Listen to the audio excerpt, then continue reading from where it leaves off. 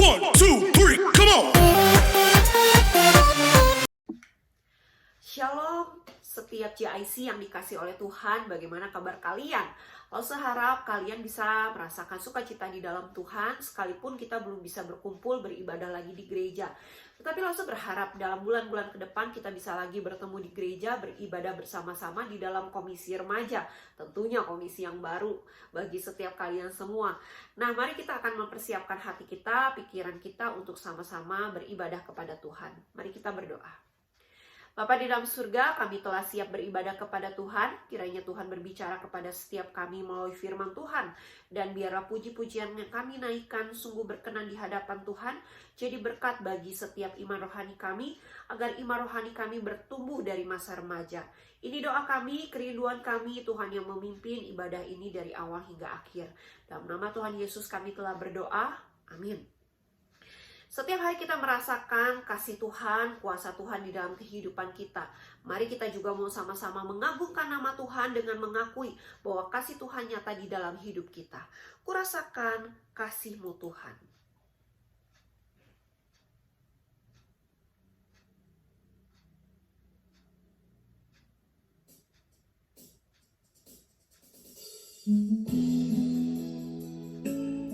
Bagi adik-adik sekalian yang mungkin baru belajar lagu ini, kita belajar sama-sama ya. Ini memang lagu lama sih, tetapi kata-katanya begitu indah, kata-katanya begitu baik. Dan biarlah ini menjadi pujian kita kepada Tuhan.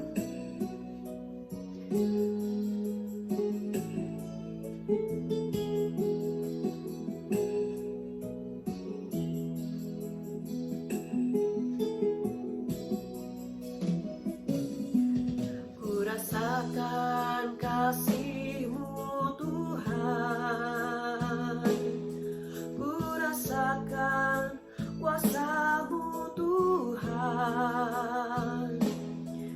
ku rasakan kasih kuasa Roh Kudus, ku rasakan kehadiran-Mu, ku rasakan kasih-Mu Tuhan, ku rasakan kuasa-Mu Tuhan, ku rasakan kasih kuasa Roh Kudus, ku rasakan kehadiran-Mu, ku rasakan kuasa-Mu Tuhan, mujizat terjadi di tempat ini. Curahkanlah kuasa-Mu Tuhan, mujizat terjadi sekarang ini. Biarlah setiap hari kita merasakan kuasa Tuhan, kasih Tuhan, mujizat Tuhan. Tetapi kita ingat di dalam segala kehidupan kita, di balik mujizat Tuhan dan kuasa Tuhan, ada penyertaan, ada bimbingan, ada rahmat Tuhan bagi setiap kita agar iman kita bertumbuh selalu di dalam Tuhan.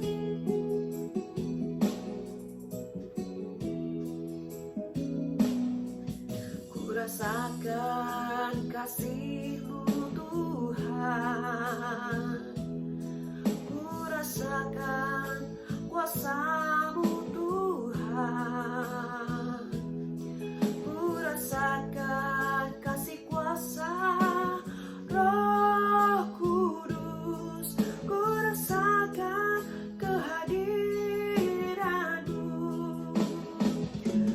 curahkanlah kuasa-Mu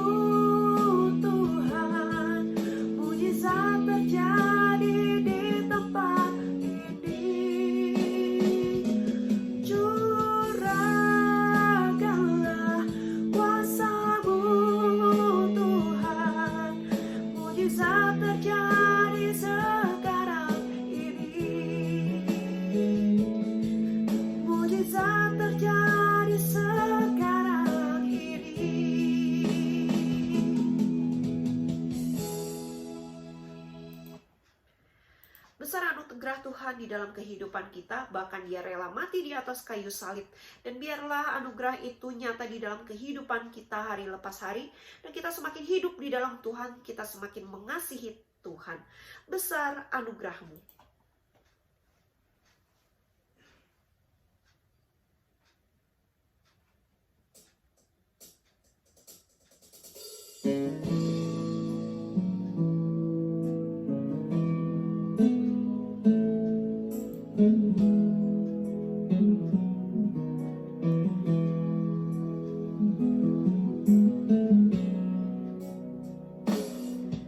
Ku ada sebagaimana ku ada,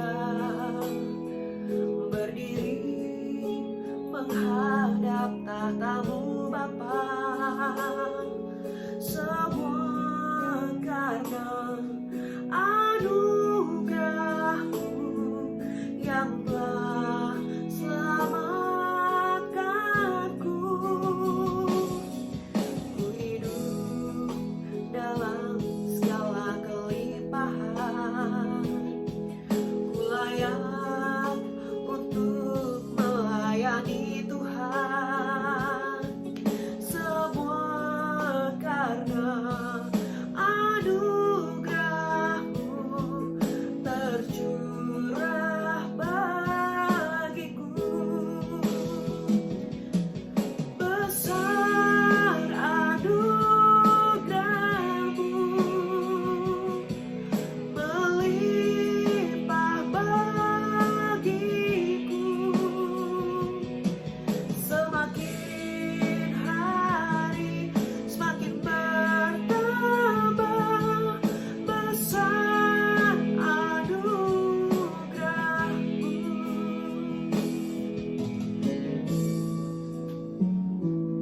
Biarlah kita semakin hari semakin bertumbuh di dalam Tuhan dan merasakan cinta kasih Tuhan.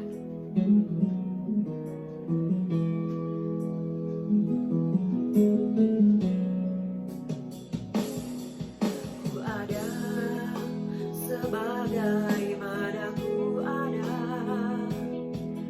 berdiri menghadap tahta-Mu Bapa. Semua karena anugerah-Mu yang telah selamatkanku. Ku hidup dalam segala kelimpahan, ku layak untuk melayani Tuhan. Semua karena anugerah-Mu tercurah bagiku. Besar anugerah-Mu berlimpah kasih-Mu. Semakin hari semakin bertambah besar anugerah-Mu.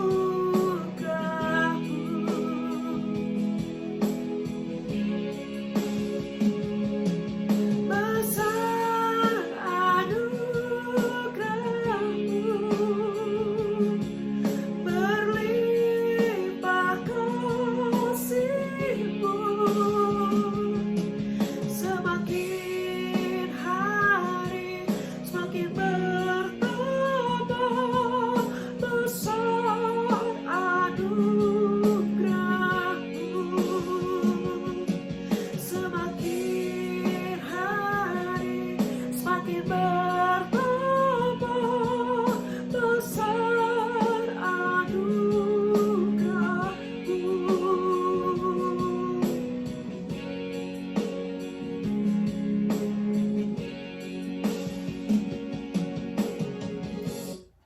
Mari kita sama-sama berdoa di hadapan Tuhan. Kita akan mendengarkan firman Tuhan. Bapa di dalam surga, kami telah siap mendengarkan firman Tuhan. Kiranya Tuhan berbicara kepada setiap kami. Tuhan, biar hati kami tenang di hadapan Tuhan untuk benar-benar menghadap hadirat-Mu. Dalam nama Tuhan Yesus kami berdoa. Amin. Mari kita sama-sama membuka firman Tuhan di dalam Lukas 23 ayat 44 hingga 46. Membuka firman Tuhan di dalam Lukas 23 ayat 44 hingga ayat yang ke-46. Saudara, jika sudah menemukannya, saya akan bacakan bagi setiap kita sekalian. Ketika itu hari sudah kira-kira jam 12. Lalu kegelapan meliputi seluruh daerah itu sampai jam 3. Sebab matahari tidak bersinar dan tabir bait suci terbelah dua. Lalu Yesus berseru dengan suara nyaring, "Ya Bapa, ke dalam tangan-Mu kuserahkan nyawaku." Dan sesudah berkata demikian, ia menyerahkan nyawanya. Nah, remaja sekalian yang dikasih oleh Tuhan, setiap kita, kalau kita adalah orang-orang percaya yang betul-betul hidup di dalam Tuhan, tentu kita akan memakai kesempatan hidup kita dengan sebaik-baiknya, bukan? Tentu kita akan sangat-sangat bersyukur waktu kita melewati dan menjalani hari lepas hari. Tentu kita akan sangat-sangat bersuka cita di dalam Tuhan karena kita bisa melewatinya bersama dengan Tuhan. Dan tentunya waktu kita menjalani kehidupan kita hari lepas hari, kita tidak akan sembarangan. Kita tidak akan main-main, baik di sekolah, di rumah, maupun di tempat-tempat lainnya. Kita akan sungguh-sungguh melayani Tuhan. Kita akan sungguh-sungguh beribadah kepada Tuhan. Baik di dalam pelayanan kita pun, kita tidak akan main-main terhadap pelayanan yang kita lakukan, atau kita tidak akan bermalas-malasan dengan waktu ataupun pelayanan yang Tuhan percayakan kepada kita. Tapi kita akan bersungguh hati melayani Dia. Kenapa? Karena kita tahu ada Tuhan bersama-sama dengan kita, dan Tuhan sudah mati bagi kita, menebus kita dari dosa yang kita perbuat. Nah, lalu bagaimana dengan setiap kita hari ini? Sudahkah kita hidup di dalam Kristus dengan sungguh-sungguh? Sudahkah kita dengan penuh kerelaan hati tanpa paksaan melayani Tuhan? Nah, hari ini kita akan belajar sama-sama dari perkataan salib yang ketujuh. Ini adalah perkataan salib yang terakhir sebelum Yesus mati, sebelum Yesus akhirnya mati nantinya. Nah, kita perlu melihat di dalam Lukas 23 ayat yang ke-46 dan perbandingan dalam Mazmur 31 ayat yang ke-6. Nanti kalian bisa membuka firman Tuhan di Mazmur 31 ayat yang ke-6, kalian bisa baca sendiri. Perbandingannya apa sih? Nah, ini perbandingannya ya. Jadi bagi pemazmur, ini merupakan suatu tindakan dari keyakinan yang ia rasakan yang kuat, keyakinannya kepada Allah di tengah-tengah bahaya dan kesukaran hidup yang dialami oleh pemazmur. Karena di dalam Mazmur 31 ayat 6 ini juga ada perkataan yang sama dengan yang Yesus katakan. Tetapi memang konteksnya sedikit berbeda. Kenapa? Karena pada saat itu pemazmur sedang merasakan kesukaran hidup yang dialami, yang dilakukan, yang dirasakan, begitu ya. Dia mengalami kesusahan hidup. Maka dia mengatakan seperti perkataan salib yang ketujuh ini, padahal Tuhan Yesus belum ada. Tuhan Yesus belum lahir pada saat itu, bahkan masih lama Tuhan Yesus lahir. Tetapi perkataan ini sudah dikatakan. Sedangkan perkataan di dalam Lukas 23 ayat 46 mengandung tindakan Yesus yang merupakan tindakan yang sifatnya sama dengan pemazmur, yaitu dia menyerahkan rohnya kepada Allah pada saat menjelang kematiannya. Kalau tadi konteksnya pemazmur di dalam masa kesukaran, sedangkan Tuhan Yesus di dalam masa menjelang kematian. Itu konteksnya. Lalu pemazmur mengucapkan kata-kata itu supaya dia luput dari kematian, supaya dia terhindar dari kematian karena dia takut menghadapi kematian. Tetapi berbeda dengan konteksnya Yesus. Konteksnya Yesus ini bukan supaya luput dari kematian. Waktu Yesus menyerahkan nyawanya kepada Bapanya di surga, memang benar dia menyerahkan nyawanya bukan agar terhindar dari kematian atau menginginkan agar malaikat melepaskan dia lepas dari salib. Tidak, saudara ya, tetapi dia memang harus menghadapi kematian itu. Nah, selanjutnya pemazmur mengucapkan kata-kata itu dalam keadaan kesukaran, sedangkan Yesus mengatakan hal tersebut setelah kesukaran di salib yang ia alami akan berlalu. Nah, itu yang berbeda, konteksnya berbeda, tetapi isi firman Tuhannya atau ayatnya begitu ya, kata-kata di ayatnya tuh hampir sama, ya hampir sama, tetapi tetap ada perbedaannya. Tadi saya sampaikan itu ya perbedaannya. Nah, sekarang apa yang kita bisa pelajari di dalam Lukas 23 ayat 44 sampai 46 ini? Ada beberapa poin yang kita bisa pelajari. Ada 3 poin yang kita bisa pelajari. Poin pertama, dengan suara nyaring. Nah, kita lihat ya di dalam firman Tuhan tadi di ayat 44. Ketika itu hari sudah kira-kira jam 12, lalu kegelapan meliputi seluruh daerah itu sampai jam 3 sebab matahari tidak bersinar dan tabir bait suci terbelah dua. Nah, di sini kita lihat di ayat 46. Lalu Yesus berseru dengan suara nyaring. Nah, kita lihat ya, ini merupakan suatu kejadian yang memperlihatkan bahwa Kristus itu satu-satunya yang menyerahkan nyawanya di dalam kekuatan yang luar biasa. Kenapa? Ya, ini membuktikan bahwa Tuhan Yesus nyawanya tidak dirampas oleh kematian. Bukan artinya dia kalah terhadap kematian, tidak. Ya, nah kalau kita lihat pada umumnya orang disalib tidak mati secara langsung, tidak mati pada hari itu juga. Tetapi orang yang disalib dia akan mengalami kematian beberapa hari setelah penyaliban itu. Kenapa? Karena orang tersebut dibuat mati secara perlahan, secara tersiksa. Tersiksa batinnya, tersiksa jiwanya, tersiksa fisiknya. Waktu di kayu salib dia tidak diberi makan. Waktu di kayu salib dia tidak diberi minum. Benar-benar dipuasakan sampai orang itu menerima kematian. Sampai orang itu akhirnya mati di atas kayu salib. Nah, apa yang terjadi bagi orang yang disalibkan? Mereka akan mengalami tubuh fisik yang sangat-sangat lemah. Belum lagi dilihat dan dipermalukan oleh banyak orang di depan sana. Tapi berbeda dengan Tuhan Yesus. Tuhan Yesus mati pada saat itu juga. Tuhan Yesus mati pada hari penyalibannya. Dan Tuhan Yesus sebelum kematiannya harusnya sudah tidak bisa bersuara, berteriak dengan nyaring, bukan? Pada orang normal seharusnya dia sudah mengalami kelemahan dan tidak bisa lagi berteriak. Suara mungkin sudah tidak ada karena begitu lemas, darah juga sudah mulai terkuras, begitu kan? Keringat semakin banyak keluar. Nah, saudara, tetapi berbeda dengan Tuhan Yesus.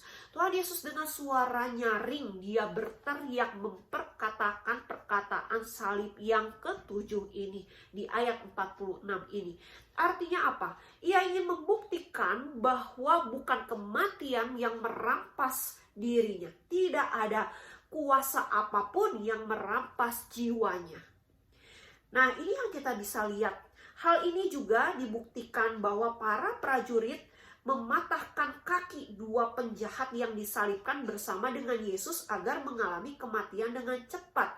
Sebab mereka nanti akan masuk di dalam masa Sabat. Nah, kalian tahu kan ya, masa Sabat artinya tidak boleh bekerja, tidak boleh berusaha, tidak boleh melakukan aktivitas apapun, bahkan menghukum mati seseorang tidak boleh. Maka pada saat itu kejadiannya masa-masa mau masuk hari Sabat, begitu kan? Dimana orang Yahudi akan beribadah kepada Tuhan dan tidak boleh melakukan hal lainnya selain beribadah kepada Tuhan. Nah, maka kita bisa menemukan bahwa dua penjahat itu tidak langsung mati pada hari itu. Maka agar dua penjahat ini mati, gimana caranya ya? Dipatahkan kakinya agar darah tidak bisa mengalir dengan normal. Dan juga mereka akhirnya ya mengalami kematian dengan cepat, begitu kan? Nah, itu membuktikan bahwa Tuhan Yesus berbeda dengan para penjahat. Tuhan Yesus berbeda dengan para murid. Tuhan Yesus berbeda dengan manusia lainnya. Dia adalah Allah. Dia tidak menyerahkan dirinya untuk mati dalam arti menyerahkan kepada kematian, tidak. Tetapi di jiwanya tidak dirampas oleh kematian. Dia adalah penguasa segalanya. Hingga akhirnya para prajurit tidak harus mematahkan kaki Tuhan Yesus. Karena sebelum kakinya dipatahkan dia sudah meninggal duluan. Saudara, maka penyaliban ini sebenarnya kita bisa melihat penyaliban yang mengerikan. Penyaliban yang mengerikan kenapa? Karena dibuat mati secara perlahan. Hari lepas hari, kalau kehujanan ya kehujanan, kedinginan, kepanasan terik ya kepanasan gitu ya. Nggak ada orang yang mau nolong. Nggak ada yang mau dia teriak-teriak minta tolong pun juga tidak ada orang yang akan menurunkan mereka dari salibnya begitu ya. Nah, itu yang dialami. Kalau kita lihat di dalam Yohanes 19, 31 sampai 33. Nah, kalian nanti akan menemukan bahwa bagaimana para prajurit harus mematahkan kaki orang-orang ataupun penjahat-penjahat pada saat itu karena akan masuk hari Sabat. Sehingga sebelum masuk hari Sabat, orang-orang yang disalib tersebut sudah mati, sudah meninggal, bisa diturunkan dari salibnya itu. Yang poin kedua kita lihat, ya Bapa, ke dalam tanganmu. Nah, ini adalah perkataan Tuhan Yesus yang ketujuh. Saudara, perkataan ini menunjukkan kedekatan Yesus dengan Bapanya di surga. Yesus tahu kepada siapa dia harus menyerahkan nyawanya. Dia tidak menyerahkan nyawanya kepada malaikat. Dia tidak menyerahkan nyawanya kepada iblis, kepada manusia. Bahkan dia tidak meminta tolong, memohon-mohon turun dari salib kepada manusia atau kepada Allah di surga, tidak. Tetapi dia menyerahkan nyawanya kepada Bapa. Ada kedekatan, ada hubungan yang erat, ada hubungan yang intim antara Yesus dengan Bapa di surga. Nah, saudaraku yang dikasihi Tuhan, bagaimana dengan setiap kita orang percaya saat ini? Setiap kalian anak-anak remaja, adakah hubungan yang dekat dengan orang tua kita? Nah, kalau kita punya hubungan yang dekat dengan orang tua kita, dengan papa kita khususnya gitu ya, maka kita akan merasakan bahwa kedekatan itu kalau ada apapun, kita pasti cari papa kita. Ada masalah apapun, kita cari papa kita. Kita mau kasih sesuatu pun, kita pasti akan kasih kepada papa kita. Ya, sama dengan Tuhan Yesus gitu ya, dia punya hubungan yang dekat dengan Bapa. Bukan berarti Tuhan Yesus adalah Allah yang dilahirkan, tidak ya. Kita tahu tentang Allah Tritunggal, bukan? Nah, kita melihat bahwa dia punya hubungan yang dekat dengan Bapa, maka dia menyerahkan nyawanya kepada Bapa di surga. Dalam kondisi disalib pun Yesus merasakan kedekatan itu. Sekalipun kondisinya disalib, dia tidak kecewa kepada Bapa, dia tidak marah kepada Bapa. Kenapa Bapa tidak bersuara kepada saya? Kenapa Bapa tidak menghibur saya? Tidak. Tetapi dia merasakan adanya kedekatan antara dirinya dengan Bapa. Sama seperti kita dengan Papa kita. Nah, saudaraku yang dikasihi Tuhan, kematian Yesus juga tidak mempengaruhi firman dengan hakikat kemanusiaannya Yesus. Firman ada di dalam diri Yesus. Yesus adalah firman itu sendiri. Tidak terlepas dari kemanusiaannya Yesus. Tidak terpisah dari kemanusiaannya Yesus sekalipun dia mati di atas kayu salib. Waktu dia mengatakan, ya Bapa, ke dalam tanganmu. Itu membuktikan bahwa firman, yaitu dia sendiri, tidak terlepas dari posisinya sebagai Allah. Dengan kemanusiaannya. Sebagai Yesus yang sebagai manusia. Natur manusia, begitu ya, tidak terlepas, itu saling terikat, itu saling sangkut menyangkut, begitu. Nah, lalu selanjutnya kematian Yesus itu sudah ditetapkan dalam rencana kekal Allah. Yesus tahu nggak kalau dia akan mati di salib? Yesus tahu, dan itu adalah rencana kekal Allah. Yesus tahu tidak? Tahu. Tapi apakah di atas kayu salib Yesus berkompromi dengan Allah? Saya pengen turun karena ini sakit sekali di atas kayu salib. Tidak, saudara, ya. Dia tetap menerima rencana kekal Allah dan dia mengakui ini adalah rencana kekal Allah yang dia harus terima, yang dia harus pikul. Itu poin yang kedua. Masuk poin yang ketiga, kita lihat. Poin yang ketiga, kuserahkan nyawaku. Nah, ini perkataan yang dikatakan masih di dalam perkataan yang ketujuh. Perkataan ini menunjukkan bahwa Yesus menyerahkan nyawanya kepada Bapa yang paling ia percayai. Contohnya, seperti seseorang mempercayakan uangnya kepada orang yang paling ia percayai. Misal, kalau kalian mau kasih pinjam uang kalian ke teman kalian pinjam uang sama kalian. Lalu kalian lihat, oh ini orang mah jarang bayar nih ya, kalau saya udah kasih pinjam uang, orang ini mah gak akan bayar, malah saya dimarahin kalau saya tagih. Gitu kan? Tentu kalian pasti akan memberikan uang kalian kepada orang yang paling kalian percayai. Ke teman kalian yang bisa membayar kembali hutangnya dia, begitu kan? Itu misalnya di dalam pinjam meminjam uang, gitu kan? Nah, misalnya kalian punya barang yang kalian sayang. Kalian mau kasih barang itu ke orang, ke siapa? Ke teman kalian, gitu ya. Ke teman kalian yang bagaimana? Apakah ke teman kalian yang tidak dekat dengan kalian? Tidak. pasti kalian akan berikan barang tersebut, apalagi barang berharga, ke teman kalian yang paling kalian percayai. Atau misalnya kalian mau titip binatang peliharaan kalian deh gitu ya. Nah, binatang peliharaan kalian pasti akan titip ke teman kalian yang kalian paling percayai. Yang tentunya kalian tahu, oh orang ini pasti benar-benar mau menjaga binatang peliharaan saya nih. Maka kalian akan berikan binatang itu kepada orang yang paling kalian percayai. Begitu juga dengan Tuhan Yesus. Waktu Tuhan Yesus menyerahkan nyawanya, dia berkata, "Kuserahkan nyawaku." Artinya dia menyerahkan nyawanya bukan kepada manusia, karena manusia sudah menyalibkan dia. Bukan kepada iblis yang pada saat itu tertawa karena melihat bahwa Tuhan Yesus sudah gagal kelihatannya karena dia tidak bisa turun dari salib. Dia sudah mati di salib, maka saya menang sebagai iblis bisa menguasai dunia. Tidak, saudara. Tetapi dia menyerahkan nyawanya kepada Bapanya di surga sebagai Allah yang paling ia percayai. Nah, lalu di balik kata "kuserahkan nyawaku" terkandung makna bahwa roh itu tetap ada pada saat terpisah dari tubuh. Nah, kita perlu tahu, di dalam dunia ini ada beberapa pengajaran yang mengajarkan bahwa kalau sudah meninggal dunia, ya udah roh mah nggak ada. Tubuh juga kembali menjadi tanah, begitu kan? Lalu udah habis lenyap manusia gitu ya. Nggak seperti itu. Manusia punya roh, manusia punya tubuh, punya fisik. Setelah manusia meninggal, rohnya kembali kepada Bapa di surga.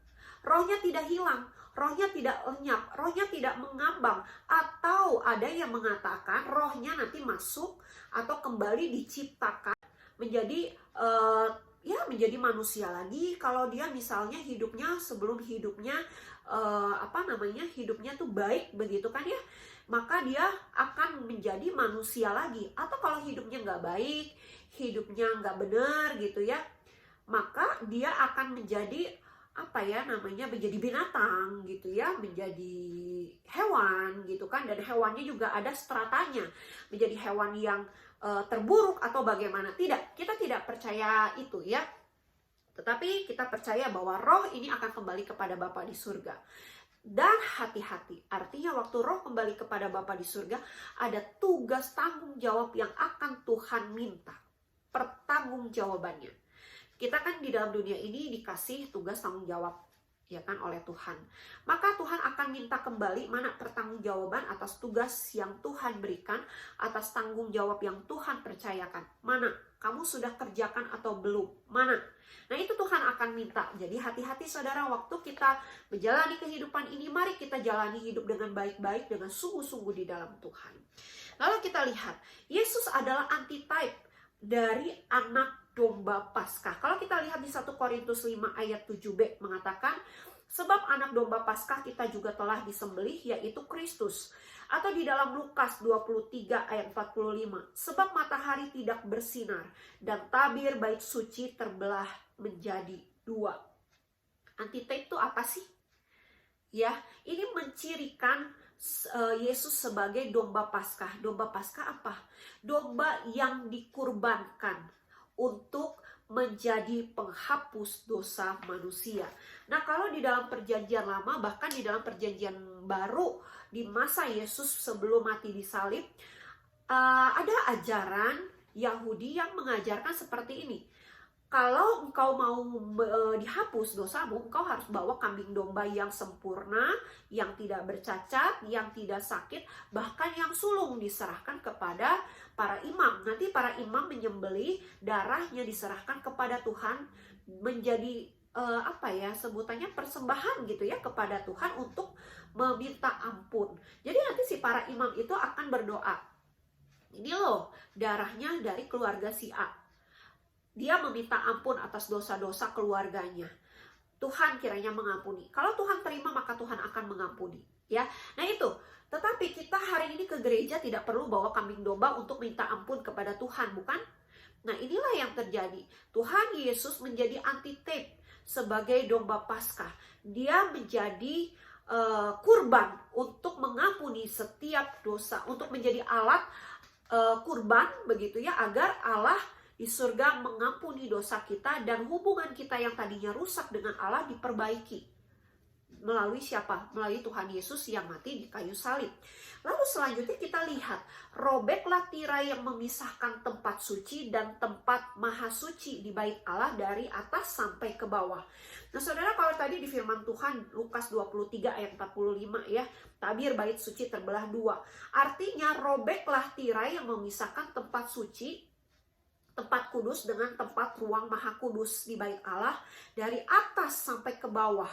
Nah jadi kalau di zaman Yahudi, bahkan di perjanjian lama, kalian bisa melihat benar-benar, kalian bisa tahu bahwa ada yang namanya pelataran, ruang kudus, ruang maha kudus ya.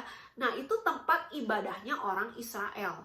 Kalau orang non-Israel biasanya mereka akan ada di luar pelataran. Orang Israel ada di pelataran.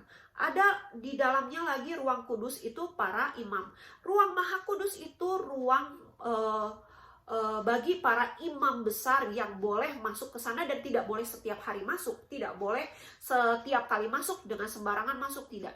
Ada ritualnya, ada catatannya, ada waktunya. Itu ada waktunya tersendiri. Nah, ini yang dilakukan pada masa itu sampai zaman perjanjian baru juga sama. Jadi nggak sembarangan orang boleh masuk. Apalagi orang-orang non-Yahudi, mereka disebut sebagai orang kafir. Mereka tidak boleh sembarang masuk ke bait Allah. Mau percaya Tuhan nanti dulu, karena kamu bukan bangsa pilihan. Nah itu yang terjadi. Masih ada ruang kudus, masih ada ruang maha kudus. Imam besar akan masuk ke ruang maha kudus untuk membawa darah tersebut. Nah waktu Yesus mati di salib, itu tuh terbelah.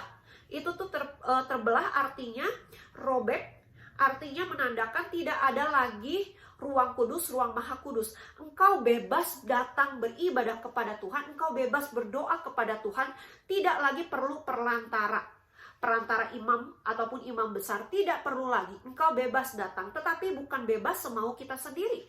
Bebas artinya bebas sesuai dengan firman Tuhan, tetap ada aturannya. Berdoa tidak main-main, beribadah tidak main-main. Nah itu aturannya.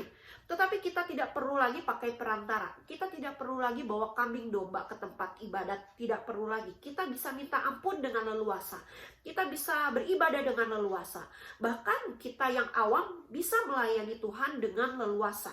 Karena pada saat itu orang yang melayani Tuhan ya orang-orang Lewi, yaitu orang-orang imam besar, ahli Taurat, atau imam-imam. Begitu kan, itu orang-orang tertentu. Tetapi kita semua orang Kristen sekarang bisa melayani Tuhan. Nah lalu ada keajaiban lagi yang terjadi. Matahari tidak bersinar pada saat Tuhan Yesus mati di salib gitu ya, dari jam 12 sampai jam 3. Nah artinya apa? Artinya menandakan bahwa Allah berduka atas dosa manusia. Maka tidak ada matahari pada saat itu. Itu menyatakan bahwa perasaan Allah berduka atas dosa manusia. Berduka bahwa Yesus harus mati di salib demi menebus umat manusia atau umat Allah. Nah kita lihat kembali ya. Waktu terbelahnya tabir bait suci. Terbelah tabir bait suci ini menandakan tercabutnya hukum upacara yang sudah lama menjadi dinding pemisah antara orang Yahudi dan bukan Yahudi, antara segala kesulitan dan ketidakmampuan kita untuk mendekati Allah, sehingga kita sekarang bisa menghampiri Allah, menghampiri tahta kasih-Nya, karunia-Nya dengan penuh keberanian. Nah itu ya, jadi antitepnya anak domba Paskah yaitu Yesus. Lalu waktu dia mengatakan kuserahkan nyawaku, terkandung makna Yesus harus benar-benar mati di salib. Untuk apa? Untuk memikul dosa manusia dan mengalami hukum maut akibat dosa manusia. Kita lihat ya. Waktu Yesus menyerahkan nyawanya tidak dengan keluhan, tidak dengan perasaan kecewa, perasaan sangat-sangat sedih, tidak. Tetapi dia menyadari, saya harus mati di salib. Dan saya harus tanggung itu semua. Tidak mudah, berat, tetapi Tuhan Yesus mau menerima itu semua. Maka aplikasi bagi setiap kita hari ini sebagai kaum remaja, apa? Aplikasinya adalah orang yang sudah mengalami anugerah keselamatan dari Yesus, maka mereka akan mengalami perubahan hidup dan pembaharuan iman rohani mereka di dalam Tuhan. Perubahannya bagaimana? Orang yang tadinya tidak kenal Allah menjadi kenal Allah, orang yang tadinya belum hidup di dalam Allah, hidup di dalam Allah, maka orang tersebut akan bersungguh-sungguh menjalani kehidupannya. Tidak lihat nanti usia sudah lanjut, sudah tua, sudah dewasa, tidak. Tapi kita anak-anak remaja juga harus mulai memikirkan, apakah benar saya sudah hidup di dalam Tuhan? Apakah benar saya sudah mengalami anugerah keselamatan kekal itu dari Tuhan? Karena Yesus sudah mati di kayu salib dan sudah membayar lunas hutang-hutang dosa. Apakah kita sudah sungguh-sungguh hidup di dalam Tuhan? Ataukah selama ini kita masih bermain-main sebagai anak-anak remaja menyepelekan kehidupan ini? Saudara tidak tahu kan kapan saudara akan kembali kepada Tuhan. Maka pakai waktu kesempatan yang ada untuk sungguh-sungguh di dalam Tuhan. Karena Tuhan sudah lebih dulu menyerahkan nyawanya bagi kita, menebus dosa kita. Lalu yang kedua, aplikasi bagi kita apa? Saudara yang belum melayani Tuhan, mari jangan pelit untuk melayani Tuhan. Mari kita melayani Tuhan. Mari kita berjalan bersama Tuhan. Jangan kita pelit dan berkata, males, saya pelayanan buat apa? Saya emang gak bisa apa-apa. Jangan. Tapi mari kita melayani Tuhan dengan sungguh selama Tuhan memberikan kita waktu dan kesempatan. Kenapa? Karena pelayanan kita untuk membuktikan bahwa kita mengucap syukur. Kita bersungguh-sungguh berterima kasih karena Tuhan sudah mati untuk kita. Tuhan sudah menebus kita. Maka kita mau melayani Tuhan. Bagi kalian yang sudah melayani Tuhan, mari lebih giat lagi melayani Tuhan.